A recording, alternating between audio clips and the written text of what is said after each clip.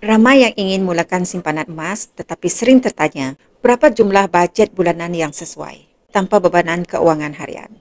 Jawapannya mudah. Kuncinya bukan berapa besar jumlah, tetapi berapa konsisten anda boleh komited. Dan ia bermula dengan formula yang paling asas. Ambil 10% daripada pendapatan bulanan.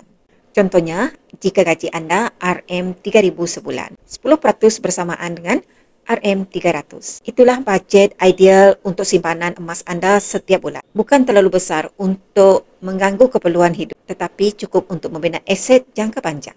Jika RM300 terlalu tinggi, turunkan kepada RM200 atau 100. Yang penting, tidak memberi tekanan pada tunai harian dan anda masih boleh bertahan dengan keuangan sambil menabung. Public Gold menawarkan platform simpanan emas serendah RM100 melalui account gap. Anda boleh menyimpan mengikut kemampuan dan emas tetap terkumpul dalam bentuk grab, bukan dalam ringgit. Dan emas di dalam akaun anda boleh fizikalkan kepada pelbagai bentuk sekecil 0.5 gram sehinggalah ke 1 kg emas. Dengan bajet yang betul, anda boleh bermula dengan satu keputusan kecil. Konsisten menyimpan walaupun sedikit.